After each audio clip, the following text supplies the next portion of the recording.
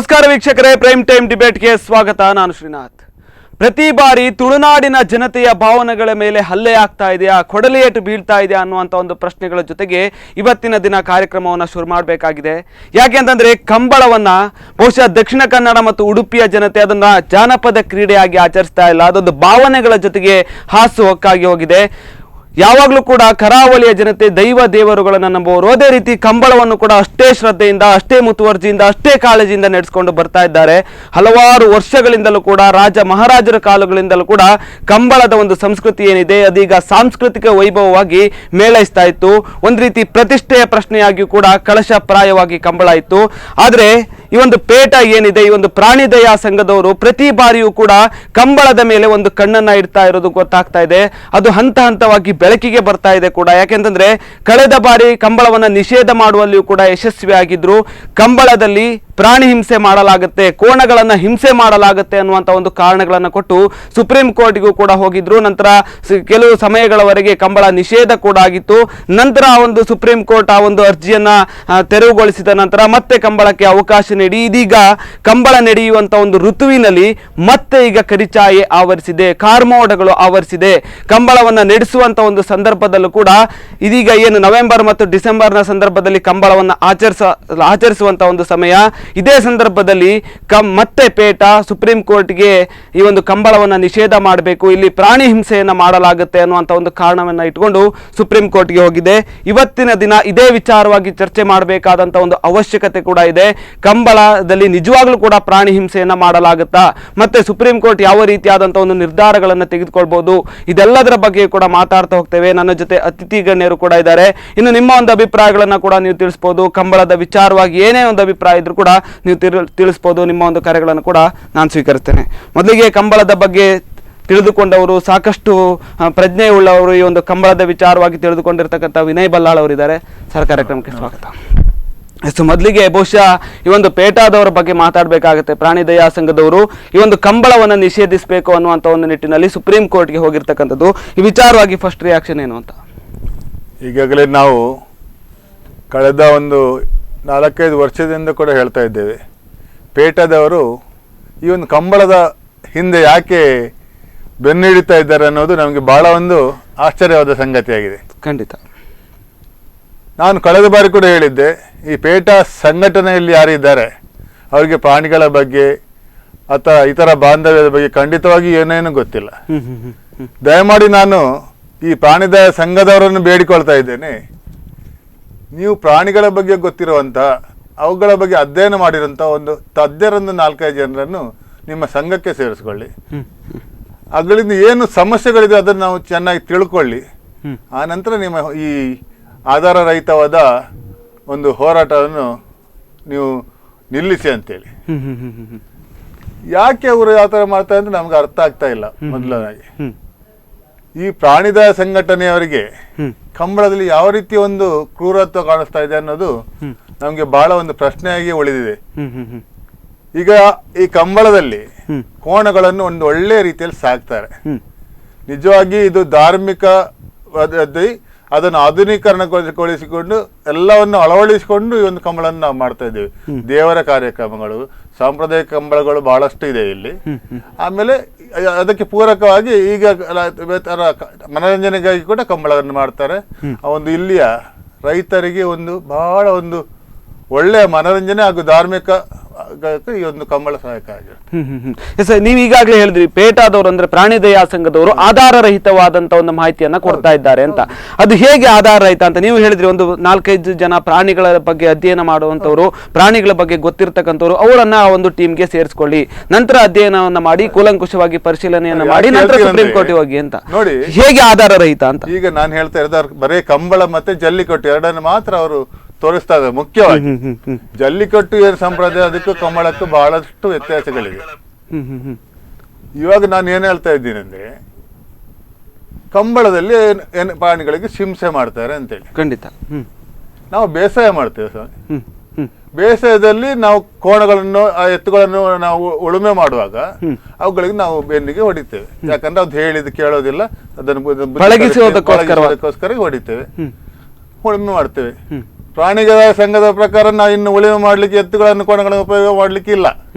ಯಾಕಂದ್ರೆ ನಾವು ಅವರಿಗೆ ಅದಕ್ಕೆ ಹೊಡಿತೇವೆ. ಅದೇ ಏನು ನಾವು ಉಳುಮೆ ಮಾಡುವಾಗ ಏನು ಅವುಗಳಿಗೆ ಹೊಡಿತೇವೋ ಅದಕ್ಕಿಂತ ಜಾಸ್ತಿ ಅಂತೂ ಈಗ ಅಂತೂ ಕಂಬಳದಲ್ಲಿ ಪ್ರಾಣಿಗಳ ಮೇಲೆ ಪ್ರಹಾರ ಆಗ್ತಾ ಇಲ್ಲ, ಖಂಡಿತವಾಗಿ ಹೇಳ್ಬೋದು.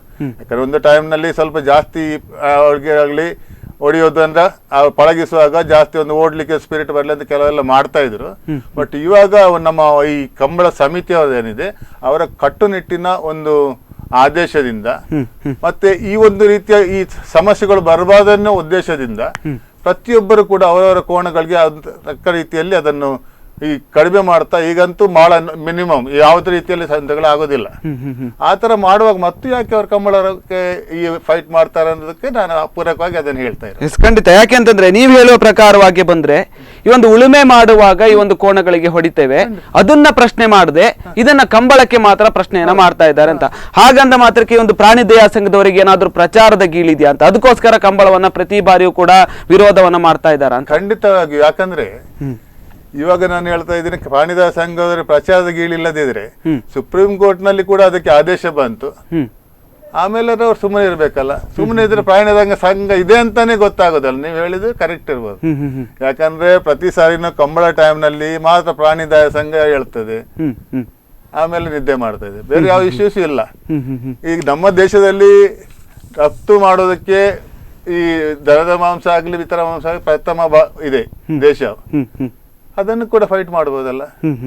ಈ ಕೋಳಿ ಬಲಿ ಕೊಡ್ತಾ ಇದ್ದೇವೆ ದೇವಸ್ಥಾನಗಳಲ್ಲಿ, ಅದ್ರ ಬಗ್ಗೆ ಫೈಟ್ ಮಾಡ್ತಾ ಇದ್ದಾರೆ. ಅದು ಯಾವುದೂ ಇಲ್ಲ.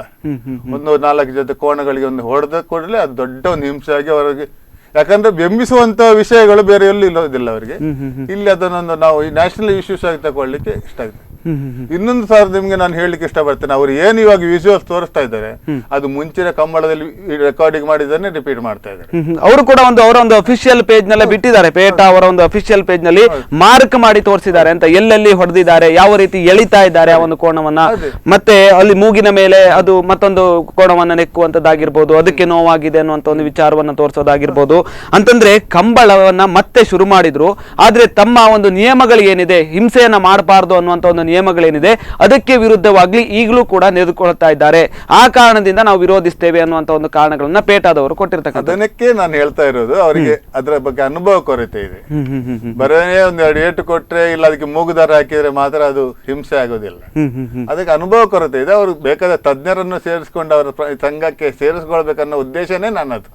ಯಾಕಂದ್ರೆ ಅದರ ಬಗ್ಗೆ ಅವರಿಗೆ ತಿಳುವಳಿಕೆ ಇಲ್ಲ. ಅವ್ರಿಗೆ ಗೊತ್ತಿಲ್ಲದ್ರೆ ನಾವು ಅವ್ರಿಗೊಂದು ಈ ಬಂದು ಡಿಸ್ಕಷನ್ ಮಾಡ್ಲಿಕ್ಕೆ ಅವ್ರ ಟೈಮ್ ಕೊಟ್ಟರೆ ನಾವು ಯಾರು ಎಕ್ಸ್ಪರ್ಟ್ ಅನ್ನು ಕರ್ಕೊಂಡು ಅವ್ರಿಗೆ ಬೇಕಾದ ಮಾಹಿತಿ ಕೊಡ್ಬೋದು. ಇಲ್ಲಾಂದ್ರೆ ಒಂದು ಕಂಬಳಕ್ಕೆ ಬಂದು ಅವ್ರು ಯಾರು ಬರೋದು ಡೈರೆಕ್ಟ್ ಆಗಿ ರಿಲೇ ಮಾಡೋದು, ಯಾರ ಜೊತೆ ಮಾತಾಡೋದು ಮಾಡ್ತಾ ಇಲ್ಲ. ಇವಾಗ ಯಾರಲ್ಲಿ ಎಲ್ಲ ಅದು ರೆಕಾರ್ಡ್ ಮಾಡ್ತಾರೆ, ಅದನ್ನ ತಗೊಂಡು ಹೋಗ್ತಾರೆ ಯಾವ್ದಾದ್ರು ಬೇಕಾದನ್ನ. ಬಟ್ ಅದಕ್ಕೆ ಬೇಕಾದ ಹಿಂದೆ ಯಾವ್ದು ಕಂಬಳಕ್ಕೆ ಅವರೊಂದು ಚಿತ್ರೀಕರಣ ಮಾಡಿರ್ತಾರ ಅದನ್ನು ಕೂಡ ಸೇರಿಸಿರ್ತಾರೆ. ಯಾಕಂದ್ರೆ ಆ ಡೇಟ್ ಟೈಮಿಂಗ್ಸ್ ಎಲ್ಲ ಅದರಲ್ಲಿ ಇರೋದಿಲ್ಲ, ಅದನ್ನು ತೋರಿಸಿರೋದು, ಅದು ಗೊತ್ತಾಗೋದಿಲ್ಲ. ಬಟ್ ಈಗಂತೂ 100% ನಾವು ಹೇಳ್ಬೇಕಾದ್ರೆ ಈಗಿನ ಏನು ಈ ವ್ಯವಸ್ಥೆಯಲ್ಲಿ ಅಂತ ಒಂದು ವ್ಯವಸ್ಥೆ ಇಲ್ವೇ ಇಲ್ಲ. ಮಿನಿಮಮ್, ಯಾಕಂದ್ರೆ ಅವುಗಳಿಗೆ ಹೊಡೆಯೋದಿಲ್ಲ ಅನ್ನೋ ಅಷ್ಟೇ ಇಲ್ಲ, ಅದಕ್ಕೆ ಬೆತ್ತ ಹಿಡಿಬಾರ್ದು, ಬೆತ್ತ ಹಿಡಿದ್ರೆ 1 ಏಟಿಗೆ ಜಾಸ್ತಿ ಕೊಡಬಾರ್ದು, ಮೇಲೆ ಹೊಡಿಬಾರ್ದು ಅಂತ ತುಂಬಾ ಕ್ರಮಗಳಿದೆ. ಅದನ್ನು ಬಹಳಷ್ಟು ಜನ ಕಟ್ಟುನಿಟ್ಟಾಗಿ ಪರಿಪಾಲಿಸ್ತಾ ಇದ್ದಾರೆ. ಹಿಂದಿನ ಬಾರಿ ಕಂಬಳ ನಿಷೇಧ ಆದಂತ ಒಂದು ಸಂದರ್ಭದಲ್ಲಿ ಈ ಒಂದು ಕರೆ ಇದೆ. ಹಲೋ ಸರ್, ನಮಸ್ತೆ ಸರ್. ಎಲ್ಲಿಂದ ಕರೆ ಮಾಡ್ತಾ ಇದ್ದೀರಿ? ನಿಮ್ಮ ಹೆಸರು? ನಮ್ದು ತುಮಕೂರು ಡಿಸ್ಟ್ರಿಕ್ಟ್ ಇಂದ. ಎಸ್ ಹೇಳಿ ಸರ್, ಹೇಳಿ. ಕಂಬಳದ ವಿಚಾರವಾಗಿ ಮಾತಾಡ್ತಾ ಇದ್ವಿ. ಕಂಬಳಕ್ಕೆ ಮತ್ತೆ ಕಂಟಕ ಅನ್ನುವಂತ ಒಂದು ಶೀರ್ಷಿಕೆ ಅಡಿಯಲ್ಲಿ ನಿಮ್ಮ ಒಂದು ಅಭಿಪ್ರಾಯ ಸರ್? ಸರ್, ನಮ್ಮ ಅಭಿಪ್ರಾಯ ಏನಪ್ಪಾ ಅಂದ್ರೆ, ಇವ್ರಿಗೆ ಪ್ರಾಣಿ ದಯಾ ಸಂಘದವ್ರಿಗೆ ಆಕತ್ತಿದ್ರೆ ಹಸುಗಳನ್ನ ಕಡಿಯೋದು, ಗೋ ಮಾಂಸವನ್ನ ನಿಲ್ಲಿಸ್ತಿ. ಯಾಕಂದ್ರೆ ಇದ್ರಲ್ಲಿ ಏನು ಪ್ರಾಬ್ಲಮ್ ಆಗ್ತದೆ ಅಂತ ಅವರಿಗೆ ಮಾಡ್ಲಿ ಸರ್. ಪಾಪ ಅವು ಮುಗ್ಧ ಪ್ರಾಣಿಗಳನ್ನ ಕೊಂದ್ರೆ ಸುಮ್ನೆ ಇರ್ತಾರೆ. ಇಂಥ ಟೈಮಲ್ಲಿ ಕಂಬಳ ನಮ್ಮ ಸಾಂಸ್ಕೃತಿಕ ಕ್ರೀಡೆ ಆಗಿರ್ಬೋದು, ಮತ್ತೆ ನಮ್ಮ ಧಾರ್ಮಿಕ ಸಂಸ್ಕೃತಿನೇ ಅಂತ ನಮ್ಮ ಒಂದು ಭಾಗ ಆಗಿದೆ. ಆದ್ರೆ ಅದನ್ನ ನಿಲ್ಸೋದು ಯಾವ ಇದು ಅಂತ ಅಂದ್ರೆ ನಿಮ್ಮ ಪ್ರಕಾರವಾಗಿ ಈಗ ಗೋಹತ್ಯೆಗಳಾಗ್ತಾ ಇದೆ, ಕಸಾಯಿಖಾನೆಗಳಿಗೆ ತೆಗೆದುಕೊಂಡು ಹೋಗ್ತಾ ಇದ್ದಾರೆ. ಮತ್ತೆ ಬೀಫ್ ನಲ್ಲೂ ಕೂಡ ನಮ್ಮ ಭಾರತ ಈಗಾಗಲೇ ಬೀಫ್ ಮಾರಾಟ ಮಾಡುವಂತ ಒಂದು ಇದರಲ್ಲೂ ಕೂಡ ನಂಬರ್ 1 ಆಗಿದೆ. ಇದೆಲ್ಲ ಕಾರಣಗಳನ್ನ ಅವರು ಇಟ್ಟುಕೊಂಡು ಅದರ ವಿರುದ್ಧ ಹೋರಾಡ್ಲಿ ಅಂತ ನೀವು ಹೇಳ್ತಾ ಇರೋದು? Yes sir. ಎಸ್ ಸರ್, ಖಂಡಿತ ಸರ್. ಧನ್ಯವಾದಗಳು ಸರ್ ನಿಮ್ಮ ಒಂದು ಅಭಿಪ್ರಾಯಕ್ಕೆ. ಅವರು ಕೂಡ ನಿಮ್ಮ ಒಂದು ಮಾತನ್ನ ಅವರು ಕೂಡ ಪುಷ್ಟೀಕರಿಸಿದ್ರು. ಏನು ಅಂತಂದ್ರೆ ಈಗಾಗಲೇ ಗೋ ಹತ್ಯೆಗಳೆಲ್ಲ ಆಗ್ತಾ ಇದೆ, ಕಸಾಯಿಖಾನೆಗಳಿಗೆ ತೆಗೆದುಕೊಂಡು ಹೋಗ್ತಾ ಇದ್ದಾರೆ, ಅದನ್ನೆಲ್ಲ ಅವರು ವಿರೋಧಿಸ್ಲಿ, ಕಂಬಳವನ್ನ ವಿರೋಧಿಸೋದು ಬೇಡ. ಇದೊಂದು ಸಾಂಪ್ರದಾಯಿಕವಾಗಿಯೂ ಕೂಡ ಕರಾವಳಿಯ ಜನತೆಯ ಮೈಗಂಟಿ ಹೋಗಿದೆ ಈ ಒಂದು ಕಂಬಳ ಅಂತಕ್ಕಂಥದ್ದು, ಇದನ್ನ ವಿರೋಧಿಸೋದು ಬೇಡ ಅಂತ ಹೇಳ್ತಿದ್ದಾರೆ. ಎಸ್, ಇದೇ ವಿಚಾರವಾಗಿ ಮಾತಾಡ್ತಾ ಹಿಂದಿನ ಬಾರಿ ಕಂಬಳ ನಿಷೇಧ ಆದಂತ ಒಂದು ಸಂದರ್ಭದಲ್ಲೂ ಕೂಡ ಏನೇನೆಲ್ಲ ಆಯ್ತು, ಮತ್ತೆ ಕಂಬಳಕ್ಕೆ ಅನುಮತಿ ಕೂಡ ಸಿಕ್ತು. ಈ ನಿಟ್ಟಿನಲ್ಲಿ ಆದಂತ ಕಾನೂನು ಹೋರಾಟಗಳೆಲ್ಲ ಏನು ಅಂತ? ಯಾಕಂದ್ರೆ ಹೋದ ಸಾರಿ ಈ ಕಂಬಳ ನಿಷೇಧ ಆದಾಗ ನಾವು ಉಡುಪಿ ಮತ್ತು ದಕ್ಷಿಣ ಕನ್ನಡ ಜಿಲ್ಲೆಯಲ್ಲಿ ಎಲ್ಲರೂ ಸೇರಿಕೊಂಡು ಜಾತಿ ಮತ ಭೇದವಿಲ್ಲದೆ ಪ್ರತಿಯೊಬ್ಬರು ಸೇರಿಕೊಂಡು ಬೃಹತ್ ಪ್ರತಿಭಟನೆಯನ್ನು ಮಾಡಿ ಲಕ್ಷಾಂತರ ಜನರಲ್ಲಿ ಸೇರಿ ಖಂಡಿತ ಒಂದು ಒಳ್ಳೆ ರೀತಿಯ ಪ್ರತಿಭಟನೆ ಮಾಡಿ ಅವರಿಗೆ ಸಂದೇಶವನ್ನು ನೀಡಿತ್ತು.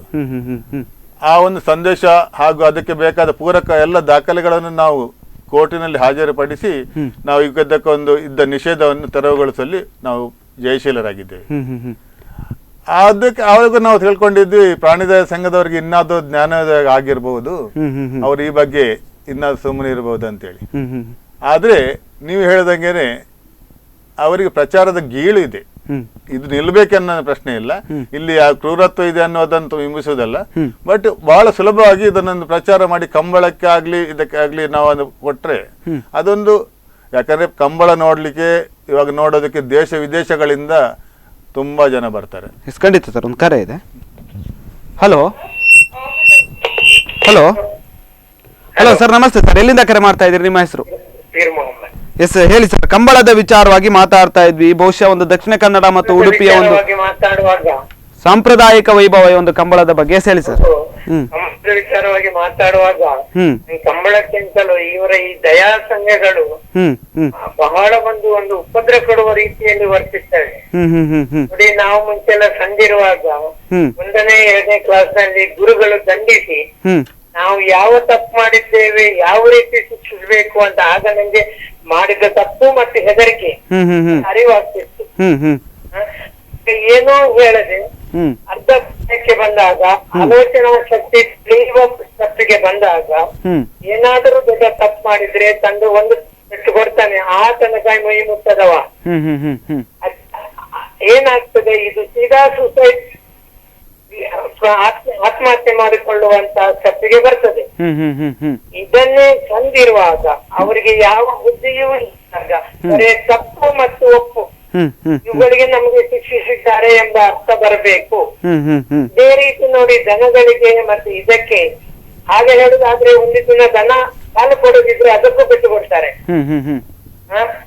ಯಾಕೆ ಹಾಕಿದ್ದೇವೆ ನಾವು, ಅದರ ಲಾಭ ಬೇಕು, ಲಾಭ ಇಲ್ಲದೆ ಯಾರು ಯಾರನ್ನು ಸಾಕುದಿಲ್ಲ. ಅಂತ ಪರಿಸ್ಥಿತಿಯಲ್ಲಿ ಇವರು ಇಷ್ಟೆಲ್ಲ ಮಾಡಿ ಸಾಕುವಾಗ ಅವುಗಳನ್ನು ಓಡಿಸುವಾಗ ಏನ್ ಮಾಡಬೇಕು ಅದು ಮಾಡ್ತಾರೆ. ಜಾಸ್ತಿ ದಂಡಿಸಬಾರ್ದು ಅಂತ ಹೇಳಿ ಇವರು ಒಂದು ಮಾಪನವನ್ನು ವಿಧಿಸಬಹುದು ವಿನಃ ದಂಡನೆ ಎಂಬುದನ್ನು ಯಾವ ರೀತಿಯಲ್ಲಿ ಉಪಯೋಗಿಸಬಾರ್ದು. ಯಾಕಂತ ಹೇಳಿದ್ರೆ ಇದು ಎಲ್ಲಾ ರೀತಿಯ ಪ್ರಾಣಿಗಳಿವೆ, ಮನುಷ್ಯನಿಂದ ಹಿಡಿದು ಆ ಸಮಯಕ್ಕೆ ಅವುಗಳನ್ನು ದಂಡಿಸುವುದು. ಒಂದು ನಾಯಿ ಸಾಕ್ತಾರೆ, ಮನೆ ಅಂಗಳದಲ್ಲಿ ಒಂದು ಸಲ ಗೊತ್ತಿಲ್ಲದೆ ಯೋಚನೆ ಮಾಡ್ತದೆ, ಅದೊಂದು ಪೆಟ್ಟು ಕೊಟ್ಟ ಮೇಲೆ ನಾಯಿ ಎಷ್ಟು ದೊಡ್ಡದಾದ್ರೂ ಆ ಅಂಗಳದಲ್ಲಿ ಏನು ಮಾಡಲ್ಲ. ಆಗ ಅದಕ್ಕೆ ಪೆಟ್ಟು ಕೊಡಬಾರ್ದಾ? ಅಂತದ್ದನ್ನೆಲ್ಲ ಅವರು ಅರಿತುಕೊಳ್ಬೇಕು, ಯಾವುದನ್ನು ಯಾವಾಗ ಮಾಡಬೇಕು. ಇದರಿಂದಲೇ ನಮ್ಮ ಎಲ್ಲಾ ನಡತೆಗಳು ಹಾಳಾಗ್ತದೆ. ಸಾಂಸ್ಕೃತಿಕವಾಗ್ಲಿ, ಒಂದು ದೊಡ್ಡವರಲ್ಲಿ ಭಯಭಕ್ತಿ ಆಗ್ಲಿ, ಮನುಷ್ಯನಿಂದ ಎಲ್ಲಾ ರೀತಿಯ ಪ್ರಾಣಿಗಳಿಗೂ ಅಷ್ಟೇ. ಒಬ್ಬ ಸಾಕು ಪ್ರಾಣಿಯನ್ನು ಸಾಧಾರಣವಾಗಿ ಕರೆಕ್ಟ್ ನೋಡಿ ಕ್ಯಾರ್ ಮಾಡುದಿಲ್ಲ. ಎಸ್ ಖಂಡಿತ ಸರ್, ಎಸ್ ಖಂಡಿತ, ಧನ್ಯವಾದಗಳು. ಎಸ್ ಅವರು ಕೂಡ ಹೇಳಿದ್ರು, ಮನುಷ್ಯರಿಂದ ಹಿಡಿದು ಪ್ರಾಣಿಗಳ ತನಕ ಎಲ್ಲರಿಗೂ ಕೂಡ ಬುದ್ಧಿ ಬರಬೇಕು ಅಂತಂದ್ರೆ ಹೊಡಿಬೇಕು ಅಂತ. ನಾವು ಕೂಡ ಚಿಕ್ಕದಿರುವಾಗ ನಮಗೂ ಕೂಡ ಹೊಡಿತಿದ್ರು. ಯಾಕೆ, ಏನಾದ್ರೂ ಒಂದು ಕಲೀಲಿ, ಏನಾದ್ರೂ ಒಂದು ಕೀಟಲೆಗಳನ್ನ ಮಾಡಬಾರ್ದು, ಚೇಷ್ಟೆಗಳನ್ನ ಮಾಡಬಾರ್ದು ಅನ್ನೋ ನಿಟ್ಟಿನಲ್ಲಿ ಮನುಷ್ಯರಿಗೂ ಕೂಡ ಹೊಡಿತಿದ್ರು. ಅದೇ ರೀತಿ ಪ್ರಾಣಿಗಳಿಗೂ ಕೂಡ ಹೊಡಿತಾರೆ. ಇದನ್ನ ಪ್ರಾಣಿ ದಯಾ ಸಂಘದವರು ಅರ್ಥ ಮಾಡ್ಕೊಳ್ಬೇಕು ಅಂತ. ಇವಾಗ ನೋಡಿ, ಚಿಕ್ಕಂದಿನಿಂದ ಈ ಎತ್ತಿನ ಗಾಡಿ, ಕುದುರೆ ಗಾಡಿ, ಈ ಸರಕು ಸಾಗಣೆ ಮಾಡ್ಲಿಕ್ಕೆ, ಜನಗಳನ್ನು ಸಾಗಾಟ ಮಾಡ್ಲಿಕ್ಕೆ ಇತ್ತು.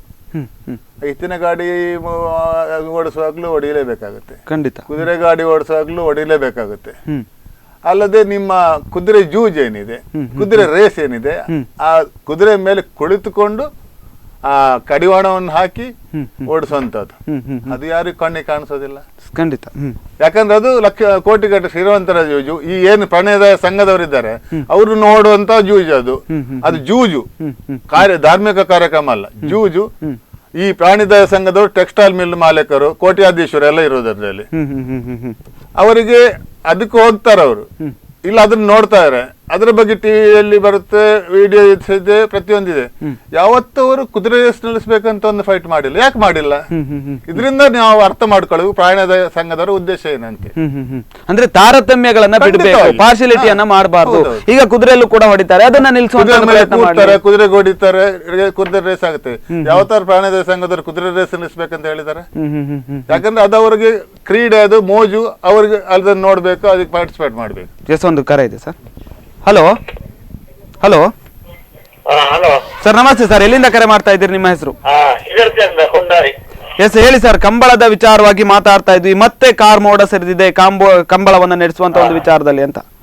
ಅದು ಕಂಬಳದ ವಿಷಯ ಅಂದ್ರೆ ತುಳುನಾಡಿನ ಪದ್ಧತಿ, ಹಿರಿತನದ ಬಂದ ಪದ್ಧತಿ. ಕಂಬಳ ಮತ್ತು ನ್ಯಾಯಮಹೋತ್ಸವ ಉಂಟಲ್ಲ, ಪರಶುರಾಮ ಶಿಷ್ಯಲ್ಲಿ ನಮ್ಮ ಸೌತ್ ಕನ್ನಡ ಜಿಲ್ಲೆಯಲ್ಲಿ ಅಂತ ಪದ್ಧತಿ ಮಾಡಿದ್ರೆ ಕಾಯಿಲೆ ಕಸರತ್ತು ದೂರ ಆಗ್ತದೆ. ಮಾರಿ ಪೂಜೆ ಎಲ್ಲ ಉಂಟಲ್ಲ, ನಮಗೆ ಬರುವ ಜನರಿಗೆ ಕಷ್ಟ ತೊಂದರೆ ಎಲ್ಲ ಅಂತ ಪರಿಹಾರ ಆಗ್ತದೆ. ಅದೊಂದು ಭಗವಂತ ಒಂದು ಅದಕ್ಕೊಂದು ಇದು ಕೊಟ್ಟು ಕಲ್ಪನೆ ಕೊಟ್ಟದ್ದು ಅನ್ನತ್ತೆ. ಎಂಕಲೋತು ಕಂಬಳದ ಅಭಿಮಾನಿಗಳು ನಮ್ಮ ಸಿಬ್ಬಂದಿ ರಿಟೈರ್ಮೆಂಟ್ ಬುಕ್ಕೊಂದು ಅವು ದೇವ್ರ ಸೃಷ್ಟಿ ಮಾಡ್ತಾರೆ. ಐಕೆಲ್ಲ ಅಧ್ಯಕ್ಷ ಮಾಡ್ತಾರೆ ನಡಪುಜಿ ಅಕಲು ಕಂಬಳ ಕೂಟ ಬನ್ನ ಜೋಕ್ಲೆ ನಮ್ಮ ಎಂತ ಕುಟುಂಬ ತಾಂಕರ ಮಾತ್ರ ವಿದ್ಯಾ ಬುದ್ಧಿ ಕಲ್ಪನೆ ಅಂದತ್ತೆ. ವಿದ್ಯಾ ಬುದ್ಧಿ ಬರೋದ ಕುಟ್ಟೋಡು ಮಾಸ್ಟರ್ ಶಾಲೆ ಕುಟ್ಟುನ ಬ್ಯಾನ್ ಮಾಸ್ಟರ್ ಕುಟ್ಟುದೇನೆ ಬರುತ್ತೆ ಜೋಕ್ ಎದ್ರೆಲ್ಲ ಹೌದು ದಪ್ಪ ಚರ್ಮ ಕುಟ್ಟಿನ ಹಿಡಿದೆಲ್ಲ ಬಾಟ್ಲ ಚಿತ್ರಾಂಶ ಕೊಟ್ಟು ನಗ್ತಾವು.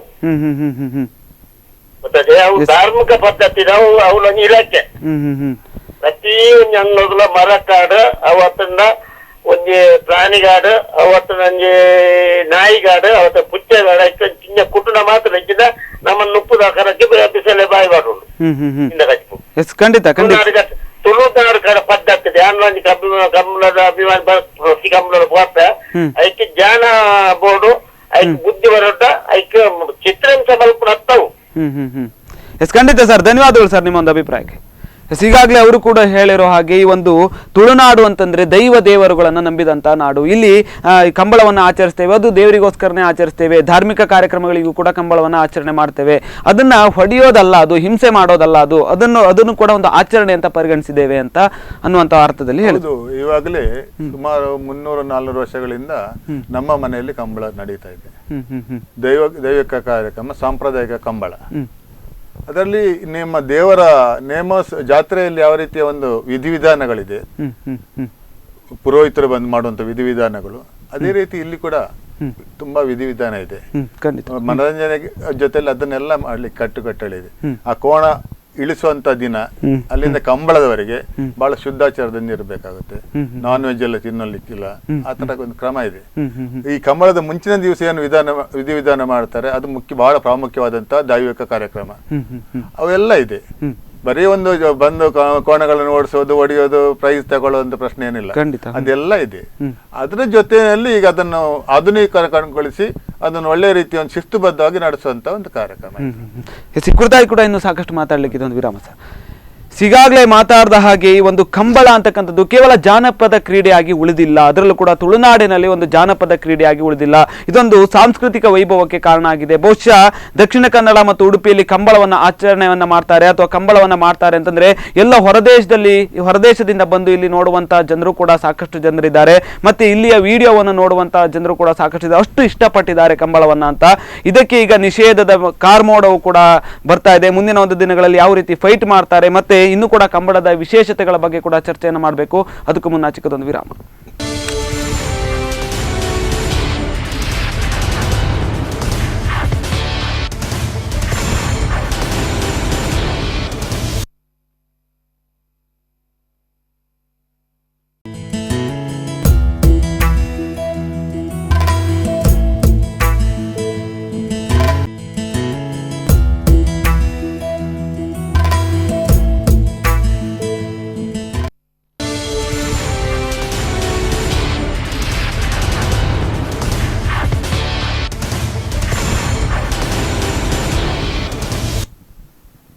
ವಿರಾಮದ ನಂತರ ಮತ್ತೆ ಸ್ವಾಗತ. ಕಂಬಳದ ವಿಚಾರವಾಗಿ ಮಾತಾಡ್ತಾ ಇದ್ವಿ. ಇದು ಕೇವಲ ಕ್ರೀಡೆಯಲ್ಲ, ಇದೊಂದು ಅವಿನಾಭಾವವಾದಂಥ ಒಂದು ಸಂಬಂಧ ಇದೆ. ತುಳುನಾಡಿಗೂ ಮತ್ತು ಕಂಬಳಕ್ಕೂ ಅವಿನಾಭಾವವಾದಂಥ ಒಂದು ಸಂಬಂಧವಿದೆ.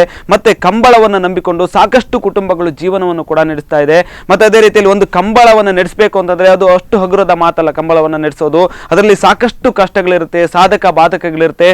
ಜೊತೆಗೆ ಆ ಒಂದು ಕಂಬಳವನ್ನು ಓಡಿಸೋರಿಂದ ಹಿಡಿದು ಮತ್ತೆ ಅದೇ ರೀತಿಯಲ್ಲಿ ಸಾಕುವವರಿಂದ ಹಿಡಿದು ಅವರೆಲ್ಲರ ಒಂದು ಜೀವನೋಪಾಯ, ವ್ಯಾಪಾರಸ್ಥರಿಂದ ಹಿಡಿದು ಪ್ರತಿಯೊಬ್ಬರ ಒಂದು ಜೀವನೋಪಾಯ, ಇದ್ರ ಬಗ್ಗೆ ಕೂಡ ಚರ್ಚೆಯನ್ನ ಮಾಡ್ತಾ ಹೋಗ್ಬೇಕಾಗುತ್ತೆ. ಸರಿ, ಒಂದು ಕಂಬಳವನ್ನು ನಡೆಸೋದು ಕೂಡ ಒಂದು ಹಗುರವಾದ ಮಾತಲ್ಲ. ಸಾಕಷ್ಟು ಸಾಧಕ ಬಾಧಕಗಳಿದೆ, ರೀತಿ ನೀತಿಗಳಿದೆ, ನಿಯಮಗಳಿದೆ. ಅದರ ಜೊತೆಗೆ ಮತ್ತೆ ಇದು ಸಾಕಷ್ಟು ಕುಟುಂಬಗಳು ಕೂಡ ಈ ಒಂದು ಕಂಬಳವನ್ನು ನಂಬಿಕೊಂಡು ಕೂಡ ಸಾಕಷ್ಟು ಕುಟುಂಬಗಳಿದೆ. ಈ ಕುರಿತಾಗಿ ಏನ್ ಹೇಳ್ತೀರಿ? ನಿಜವಾಗಿ ನೀವು ಇವಾಗ ಟಿವಿಯಲ್ಲಿ ನೋಡಿರ್ಬೋದು ಕಂಬಳದ ಕೋಣಗಳು, ಅವುಗಳ ಒಂದು ಗಾತ್ರ, ಅವುಗಳ ಗಾಂಭೀರ್ಯ, ಅದನ್ನೊಂದು ಆ ರೀತಿಯಾಗಿ ಸಾಕಬೇಕಾದ್ರೆ ಅದರ ಹಿಂದೆ ಎಷ್ಟು ಜನರ ಶ್ರಮ ಇದೆ. ಅದಕ್ಕೆ ಲಕ್ಷಾಂತರ ವ್ಯಯಿಸಿ ಕೋಟ್ಯಾಂತರ ರೂಪಾಯಿಯನ್ನು ಖರ್ಚು ಮಾಡಿ, ಯಾಕಂದ್ರೆ ಒಂದು ಒಳ್ಳೆ ಕ್ರೀಡೆಗೋಸ್ಕರ ರೆಡಿ ಮಾಡಿ ಎಲ್ಲಾ ಕಂಬಳದ ಮಾಲಕರು ಅವರವರಿಗೆ ಉದ್ಯೋಗ ಇದೆ, ಅದನ್ನು ಬಿಟ್ಟು ಈ ಒಂದು ಕಂಬಳ ಕ್ರೀಡೆಗೋಸ್ಕರವಾಗಿ ಬಂದು ಅಷ್ಟೊಂದು ಹಣ ವ್ಯಯಿಸಿ ಒಂದು ಅವರು ನೋಡುವಾಗ್ಲೇ ಒಂದು ಚಂದ ಇರುತ್ತೆ ಕೋಣಗಳನ್ನು. ಖಂಡಿತ. ಅದನ್ನು ಬಿಟ್ಟು ಆ ಬರೀ ಒಂದೇ ಪಾಯಿಂಟ್ ಅವ್ರು ತೋರಿಸ್ತಾ ಇರೋದು ಅವ್ರಿಗೆ ಹಿಂಸೆ ಆಗ್ತಾ ಇದೆ ಅನ್ನೋ ಪಾಯಿಂಟ್ ಆಫ್ ವ್ಯೂ ಅಲ್ಲಿ ಮಾತ್ರ ನೋಡ್ತಾ ಇದ್ದಾರೆ. ಇಷ್ಟು ಒಂದು ರೀತಿಯ ಒಂದು ಕೋಣಗಳನ್ನು ಸಾಕುವಲ್ಲಿ ಸಂಪೂರ್ಣ ನಾನು ಆವಾಗ್ಲೇ ಹೇಳಿದಾಗೆ ಇದನ್ನೆಲ್ಲ ನಾವು ಅವ್ರಿಗೆ ತಿಳಿಸ್ಬೇಕಾಗ್ತದೆ ಇನ್ನು. ಯಾಕಂದ್ರೆ ಅವ್ರು ಬರೀ ಯೂಟ್ಯೂಬ್ ನಲ್ಲಿ ನೋಡ್ಕೊಂಡು ಟಿವಿಯಲ್ಲಿ ಇದು ಮಾಡಿ ಎಲ್ಲ ಮಾಡ್ತಾ ಇದ್ದಾರೆ. ಅದ್ರ ವಸ್ತುಸ್ಥಿತಿ ಅವ್ರು ಬಂದು ಕಂಬಳ ದಿವಸ ವಿಡಿಯೋ ತೆಗೆದಿರ್ಬೋದು. ಒಂದು ಕಂಬಳದಲ್ಲಿ ನಾವು ಬರೀ ಕಂಬಳದ ಅವಧಿ ಒಂದು 2 ತಿಂಗಳು 10 ತಿಂಗಳು ಆ ರೀತಿ ಆ ಕೋಣವನ್ನು ಸಾಕ್ತಾ ಇದ್ದೇವೆ. ಆ ಕೋಣವನ್ನು ಸಾಕುವವರಿಗೆ ಆ ಒಂದು 4-5 ಜನ ಇರ್ತಾರೆ. ಅವರದ್ದು ಕುಟುಂಬ ನಿರ್ವಹಣೆ ಇದರಿಂದಾಗಿ ಆಗುತ್ತದೆ. ಕೋಣಗಳನ್ನು ಕಂಬಳಕ್ಕೆ ಸಜ್ಜುಗೊಳಿಸುವಲ್ಲಿ ತುಂಬಾ ಜನರ ಪಾತ್ರ ಇರುತ್ತೆ. ಅದರ ಅವರಿಗೆ ಕೂಡ ಒಂದು ಜೀವನೋಪಾಯ ಇದು. ಅಲ್ಲದೆ ಪ್ರತಿ ಕಂಬಳಕ್ಕೆ ಒಂದು ವ್ಯಾಪಾರಸ್ಥರು ಬರ್ತಾರೆ. ಅವರು ಒಂದು ವರ್ಷದಲ್ಲಿ ಎಲ್ಲ ಈ ಕಂಬಳಗಳನ್ನೇ ನಂಬಿಕೊಂಡು ಬೇರೆ ಅವರೊಂದು ಕೆಲವು ವ್ಯಾಪಾರ ವರ್ಗದ ಏನಿದೆ, ನಮ್ಮ ಸಂತೆಗಳು, ಇಂಥ ಜಾತ್ರೆಗಳು, ಕಂಬಳಗಳು, ಅಲ್ಲಿಂದ ತಮ್ಮ ಸರಕುಗಳನ್ನು ಕೊಂಡೊಯ್ದು ಅವರನ್ನು ಅದಲ್ಲಿ ವ್ಯಾಪಾರ ಮಾಡಿಯೇ ಜೀವನ ಸಾಗಿಸುವಂತ ಒಂದು ಕೆಲವು ಕುಟುಂಬಗಳಿರುತ್ತೆ. ಅವರಿಗೆ ಬೇರೆ ಯಾವ್ದು ಗೊತ್ತಿರೋದಿಲ್ಲ. ಜಾತ್ರೆ ಎಲ್ಲಿರುತ್ತೆ, ಕಂಬಳ ಎಲ್ಲಿರುತ್ತೆ, ಇತರ ಅಂತ ಧಾರ್ಮಿಕ ಕಾರ್ಯಕ್ರಮಗಳಲ್ಲಿ ಮಾಡ್ತಾರೆ. ಈ 2 ತಿಂಗಳಲ್ಲಿ ಅವರಿಗೆ ಪ್ರತಿ ಶನಿವಾರ, ಆದಿತ್ಯವಾರ, ಒಂದು ಭಾನುವಾರ, ಶನಿವಾರ ಈ ಕಂಬಳಗಳಿರುತ್ತೆ. ಅದಕ್ಕೊಂದು ಅಡ್ಜಸ್ಟ್ ಆಗಿರ್ತಾರೆ. ಆ 2 ತಿಂಗಳಲ್ಲಿ ಇದೊಂದು ನಿಷೇಧ ಆದ್ರೆ ಅವರಿಗೂ ಅಂತೂ ಕುಟುಂಬ ನಿರ್ವಹಣೆ ಬಹಳ ಕಷ್ಟ ಇರುತ್ತೆ. ಖಂಡಿತ. ಅಲ್ಲದೆ ಸುಮಾರು ಒಂದು 40,000 50,000 ಜನ ಸೇರುವಲ್ಲಿ ಈ ಮುಂಚೆ ಏನಾಗ್ತಾ ಇತ್ತು ಅಂದ್ರೆ ಕೃಷಿ, ಈಗ ಈ ಕಂಬಳದ ಅವಧಿಯಲ್ಲಿ ಏನಿದೆ ಕೃಷಿ ಇರೋದಿಲ್ಲ, ಜನಗಳು ಸ್ವಲ್ಪ ಫ್ರೀ ಇರ್ತಾರೆ. ಆ ಜನಗಳಿಗೆ ಕೃಷಿಯ ಬಗ್ಗೆ ಮಾಹಿತಿ, ಬೇರೆ ವಿಚಾರ ವಿನಿಮಯಗಳನ್ನು ಕೂಡ ಈ ಕಂಬಳದಲ್ಲಿ ಆಗ್ತಾ ಇತ್ತು. ಅದನ್ನೆಲ್ಲ ನಾವು ಪರಿಗಣಿಸ್ಬೇಕಾಗುತ್ತೆ. ಬರೀ ಒಂದು ಅಷ್ಟು ಒಳ್ಳೆಯ ರೀತಿಯಲ್ಲಿ ಕೋಟ್ಯಾಂತರ ಖರ್ಚು ಮಾಡಿ, ಲಕ್ಷಾಂತರ ಖರ್ಚು ಮಾಡಿ ವರ್ಷ ಇಷ್ಟು ಒಳ್ಳೆಯ ರೀತಿಯಲ್ಲಿ ಕೋಣಗಳನ್ನು ಬೆಳೆಸ್ತಾರೆ. ಇಂಥ ಕೋಣಗಳು ಯಾವ ರೀತಿ ಎಲ್ಲಿ ಕೂಡ ನೋಡ್ಲಿಕ್ಕೆ ಸಿಗೋದಿಲ್ಲ. ಅದಕ್ಕೋಸ್ಕರ ನಾವು ಖುಷಿ ಪಡ್ಬೇಕು. ಈ ಪ್ರಾಣಿದಯ ಸಂಘದವರೇನು ಇಷ್ಟು ಒಳ್ಳೆಯ ರೀತಿಯಲ್ಲಿ ಕೋಣಗಳನ್ನು ಬೆಳೆಸಿ ಒಂದು ನೋಡ್ಲಿಕ್ಕೆ ಒಂದು ಇಂಥ ಒಂದು ಕೋಣಗಳ ಇಂಥಗಳ ಓಟಗಳ ನೋಡೋದಕ್ಕೋಸ್ಕರ ಲಕ್ಷಾಂತರ ಜನರು ವಿದೇಶದಿಂದ ಇಲ್ಲಿ ಬರ್ತಾರೆ. ವಿದೇಶಿ ವಿನಿಮಯ ಕೂಡ ಜಾಸ್ತಿ ಆಗ್ತದೆ. ವಿದೇಶದಲ್ಲಿ ಈ ಬಗ್ಗೆ ನಾವು ಒಳ್ಳೆಯ ರೀತಿಯ ಒಂದು ಅಭಿಪ್ರಾಯ ಮೂಡ್ತಾ ಇದೆ. ಅದನ್ನು ಬಿಟ್ಟು ಇವರು ಬರೀ ಒಂದು ಪ್ರಾಣಿಗಳಿಗೆ ಹಿಂಸೆ ಮಾಡೋದನ್ನು ಮಾತ್ರ ತೋರಿಸಿ ವಿದೇಶಕ್ಕೆ ಇದನ್ನ ಇವಾಗ ನಮ್ಮ ಮೀಡಿಯಾದಲ್ಲಿ ಜಗತ್ತಿನಾದ್ಯಂತ ನಾವು ಇಲ್ಲಿ ನಡೆಯುವಂತ ಕಾರ್ಯಕ್ರಮ ನೋಡೋದಕ್ಕೆ ಆಗುತ್ತೆ. ಖಂಡಿತ. ನಾವು ಬರೀ ನಮ್ಮ ದೇಶದ ಇಂಥ ಒಳ್ಳೆಯ ಒಂದು ಕಾರ್ಯಕ್ರಮವನ್ನು ಕೆಟ್ಟದಾಗಿ ಬಿಂಬಿಸುವಂತ ಕಾರ್ಯಕ್ರಮವನ್ನು ಮಾಡಬೇಡಿ ಅಂತ ಹೇಳಿ ನಾವು ಪ್ರಾಣಿ ದಯಾ ಸಂಘದವರಿಗೆ ವಿನಂತಿ ಮಾಡ್ತಾ ಇದ್ದೇವೆ. ಬಹುಶಃ ಇಲ್ಲೊಂದ್ ಕಡೆ ಪ್ರಾಣಿ ದಯಾ ಸಂಘದವರು ಈ ಒಂದು ಹಿಂಸೆ ಆಗ್ತಾ ಇರೋದ್ರ ಒಂದು ಪಾಯಿಂಟ್ ಆಫ್ ವ್ಯೂ ಅಲ್ಲೇ ತೋರಿಸೋದ್ರಕ್ಕಿಂತ ಬದಲು ಹೇಗೆ ಸಾಕ್ತಾರೆ, ಈ ಒಂದು ಕಂಬಳದ ಕೋಣವನ್ನ ಹೇಗೆ ಸಾಕ್ತಾರೆ, ಇದರ ರೀತಿ ನೀತಿ ಏನು, ಪ್ರಾಣಿಗಳಿಗೆ ಒಂದು ಚೂರು ಹಿಂಸೆ ಆಗದೆ ಇರೋ ರೀತಿ ಹೇಗೆ ಉಳಿದ 10 ತಿಂಗಳು ಸಾಕ್ತಾರೆ ಅನ್ನೋದ್ರ ಬಗ್ಗೆ ಒಂದು ಡಾಕ್ಯುಮೆಂಟರಿ ಮಾಡಿದ್ರೆ ಬಹುಶಃ ಒಳ್ಳೇದಾಗ್ತಿತ್ತು ಅಂತ. ಖಂಡಿತವಾಗಿಯೂ. ಅದಲ್ಲದೆ ನಾವು ಅವ್ರ ಹತ್ರ ರಿಕ್ವೆಸ್ಟ್ ಮಾಡ್ತಾ ಇದ್ದೀವಿ. ಇವಾಗಂತೂ ನೀವು ನಿಜವಾಗಿ ನಾನು ಹೇಳ್ತೀನಿ, ಸ್ವಲ್ಪ ಮಟ್ಟಿಗೆ ಶಿಸ್ತು ಬರೋದಕ್ಕೆ ಪ್ರಾಣಿ ದಯಾ ಸಂಘದವರದು ಕೂಡ ಕೊಡುಗೆ ಇದೆ. ಯಾಕಂದ್ರೆ ಅವರು ಇವಾಗ ಸ್ವಲ್ಪ ಕೋರ್ಟ್ಗೆ ಹೋಗಿರೋದ್ರಿಂದ ನಾವು ಕೂಡ ಅದನ್ನು ಆದಷ್ಟು ಕಡಿಮೆ ಮಾಡಿ ಒಳ್ಳೆಯ ರೀತಿಯಲ್ಲಿ ಶಿಸ್ತಲ್ಲಿ ಮಾಡ್ಲಿಕ್ಕೆ ನಾವು ಆ ಒಂದು ನಿಟ್ಟಿನಲ್ಲಿ ಅವರನ್ನು ನಾವು ಅಪ್ರಿಶಿಯೇಟ್ ಮಾಡಬೇಕಾಗುತ್ತೆ. ಬಟ್ ಅದನ್ನ ನಾನು ಹೇಳ್ತಾ ಇದ್ದೀನಿ. ಇನ್ನು ಬೇಕಿದ್ರು ಪ್ರಾಣಿದಯಾ ಸಂಘದವರು ಬಂದು ನಮ್ಮ ಕಂಬಳ ಸಮಿತಿ ಏನಿದೆ ಅವ್ರ ಜೊತೆ ಕೂತು ಅದರ ಬಗ್ಗೆ ಒಂದು ಚರ್ಚೆ ಮಾಡಿ ಇನ್ನು ಯಾವ ರೀತಿ ಮಾಡಬಹುದು ಅದನ್ನು ಅವರ ಒಂದು ಅಭಿಪ್ರಾಯವನ್ನು ಕೂಡ ಹೇಳಿದಲ್ಲಿ ಅದು ಅವರಿಗೆ ಒಂದು ಸಮಾಧಾನ ಆಗುವುದು, ನಮಗೂ ಸಮಾಧಾನ ಆಗುವಂತದ್ದು. ಅದನ್ನು ಕೋರ್ಟಿಗೆ ಹೋಗಿ ಸುಪ್ರೀಂ ಕೋರ್ಟ್ ಹೋಗುದು ಕೋರ್ಟಿಗೆ ಹೋಗೋದು ಮಾಡಿ ಅದು ಏನು ಸಾಧಿಸ್ಲಿಕ್ಕಿದೆ? ನೀವೇ ಒಂದು ಮಾತು ಹೇಳಿದ್ರಿ, ಪ್ರಾಣಿದಯಾ ಸಂಘದವರು ಬಂದು ಈ ವಿಚಾರವನ್ನ ತಗಾದೆ ತೆಗೆದ ನಂತರ ಸ್ವಲ್ಪ ಶಿಸ್ತು ಮಟ್ಟಿನಲ್ಲಿ ಕಂಬಳ ನಡೀತಾ ಇದೆ ಅಂತ ಹೇಳಿದ್ರಿ. ಹಾಗೆ ನೋಡ್ತಾ ಹೋದಾಗ ಅವರು ಬರುವುದಕ್ಕಿಂತ ಮುಂಚೆ ಕಂಬಳ ಹೇಗೆ ನಡೀತಾ ಇತ್ತು, ಈಗ ಹೇಗೆ ನಡೀತಾ ಇದೆ ಅಂತ ಯಾವ ರೀತಿ ನಿಯಮಗಳೆಲ್ಲ ಬದಲಾಗ್ತಾ ಹೋಗಿದೆ ಹೇಳಿದ್ದೀನಿ. ಯಾಕಂದ್ರೆ ಈ ಕಂಬಳದ ಪದ್ಧತಿ ಏನಿದೆ, ಮುಂಚೆ ಈ ಸಾಂಪ್ರದಾಯಿಕ ಕಂಬಳ ಅಂದ್ರೆ ಬೆಳಿಗ್ಗೆ ಸ್ಟಾರ್ಟ್ ಆಗಿ ಸಾಯಂಕಾಲ ಮುಗಿತಾ ಇತ್ತು. ಸ್ವಲ್ಪ ಲೇಟ್ ಆದ್ರೂ ಗ್ಯಾಸ್ ಲೈಟ್ ಅನ್ನ ಇಟ್ಟು ಮಾಡುವಂತದ್ದು. ಆಮೇಲೆ ಬೆಳಕಿನ ವ್ಯವಸ್ಥೆ ಆಯ್ತು. ಆಮೇಲೆ ಜೋಡು ಕರೆ ಕಾಂಪಿಟಿಷನ್ಸ್ ಆಯ್ತು, ಫ್ಲಡ್ ಲೈಟ್ ಆಯ್ತು. ಈಗ ಆಲ್ಮೋಸ್ಟ್ 36 hours 48 hours ಕಂಬಳ ಇರ್ತದೆ, ರಾತ್ರಿ ಹಗಲು ಇರ್ತದೆ.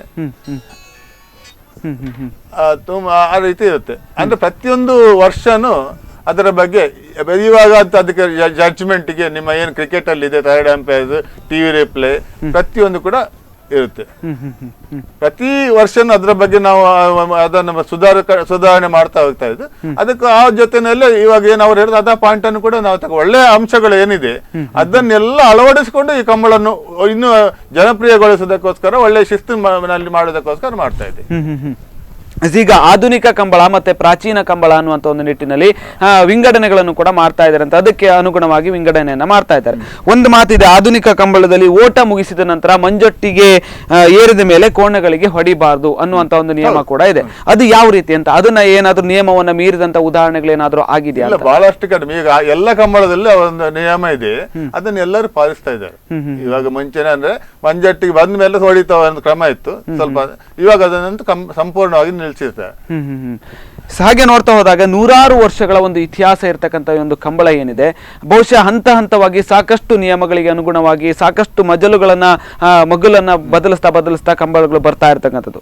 ಹಾಗೆ ನೋಡ್ತಾ ಹೋದಾಗ ಇದು ಏನಿದೆ, ನೀವು ಹೇಳಿದ ಫಾರಿನ್ ಕೂಡ ಬಂದು ನೋಡ್ತಾರೆ, ಇದನ್ನ ಸಾಕಷ್ಟು ಇಷ್ಟಪಡ್ತಾರೆ ಅನ್ನುವಂಥ ಒಂದು ನಿಟ್ಟಿನಲ್ಲಿ ಕೂಡ ಹೇಳಿದ್ರಿ. ಇದಕ್ಕೂ ಮಾತಾಡ್ತೇನೆ, ಒಂದು ಕರೆ ಇದೆ. ಹಲೋ ಹಲೋ ಎಸ್, ಇದು ಫಾರಿನರ್ಸ್ ಕೂಡ ಬಂದು ಮಾತಾಡ್ತಾರೆ, ಬಂದು ನೋಡ್ತಾರೆ ಈ ಒಂದು ಕಂಬಳವನ್ನ. ಸಾಕಷ್ಟು ನಮ್ಮ ಒಂದು ದಕ್ಷಿಣ ಕನ್ನಡ ಮತ್ತು ಉಡುಪಿಯ ಏನು ಸಾಂಸ್ಕೃತಿಕ ವೈಭವ ಏನಿದೆ, ಇದು ವಿಶ್ವ ಮಟ್ಟದಲ್ಲಿ ಜಗಜ್ಜಾಹೀರಾಗೋದಕ್ಕೂ ಕೂಡ ಕಂಬಳ ಕಾರಣ ಆಗಿದೆ ಅಂತ.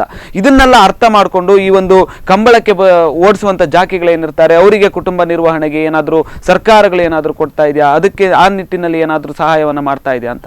ಅಂದ್ರೆ ಸರ್ಕಾರ ಕಂಬಳವನ್ನು ಪೋಷಿಸುವುದಕ್ಕೆ ಕೆಲವು ನಿಟ್ಟಿನಲ್ಲಿ ಈ ಹಿಂದೆ ಕೂಡ ಸ್ವಲ್ಪ ಮಟ್ಟಿನ ಒಂದು ಇದು ಕೊಡ್ತಾ ಇದ್ರು, ಗ್ರಾಂಟ್ ಎಲ್ಲ. ಈಗ ಕೂಡ ನಮ್ಮ ಸಚಿವರು ಇಲ್ಲಿಯವರು ಇದ್ದಾರೆ, ಕೋಟ ಶ್ರೀನಿವಾಸ ಪೂಜಾರಿ ಅವರು. ಅವರಂತೂ ಈ ಬಗ್ಗೆ ಒಳ್ಳೆ ರೀತಿಯ ಒಂದು ಅನುಭವ ಇರುವವರು, ಪ್ರತಿಯೊಂದು ವಿಷಯದಲ್ಲಿ ಅವರ ತಜ್ಞರು, ಆ ಒಂದು ಹೋರಾಟದ ಚಾತಿ ಇರುವವರು ಕೂಡ.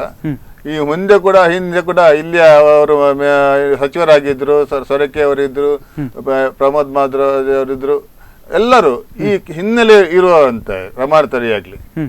ಆದ್ರಿಂದ ಈ ಸರಿ ಕೂಡ ಅವರು ಪ್ರಯತ್ನ ಪಟ್ಟಲ್ಲಿ ನಮ್ಗೆ ರಾಜ್ಯ ಆಗ್ಲಿ ಕೇಂದ್ರದಲ್ಲಿ ಕೂಡ ಒಂದು ಶ್ರೀನಿವಾಸ ಪೂಜಾರಿ ಅವರ ಒಂದು ಪಕ್ಷ ಆಡಳಿತದಲ್ಲಿ ಇರುವುದರಿಂದ ಅವರ ಮನೆಯಿಂದ ನಮಗೆ ಖಂಡಿತವಾಗಿ ಬಹಳಷ್ಟು ಹೆಲ್ಪ್ ಆಗ್ಬೋದು.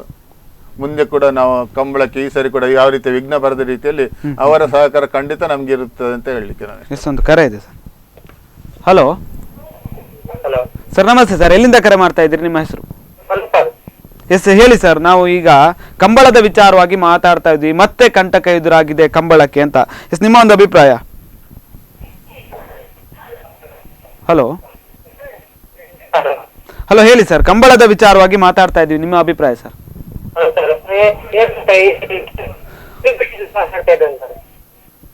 ಎಸ್, ಹೇಳಿ ಸರ್, ಹೇಳಿ.